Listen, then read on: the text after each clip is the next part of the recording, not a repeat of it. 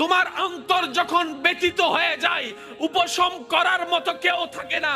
দুঃখ ভুলার জন্য যখন তুমি তোমার আপনা মানুষের হাতটা ধরে দুঃখ ভুলার চেষ্টা করো, 2 দিন পরে দেখা যায় সে আপনা মানুষটাই অন্যের সাথে হাত মিলিয়ে তোমার সাথে প্রতারণা করে, তোমাকে ধোঁকা দেওয়ার চেষ্টা করে। কথা বলেন ঠিক কি না? বান্দারে, তুমি যখন অশ্রুসিক্ত নয়নে কান্না করতে থাকো, কার জন্য কি করেছি, কে আমার জন্য কি করেছে, সেই হিসাব মিলাতে মিলাতে বান্দা একবার দেখো না আমি রবের দিকে। সুবহানাল্লাহ।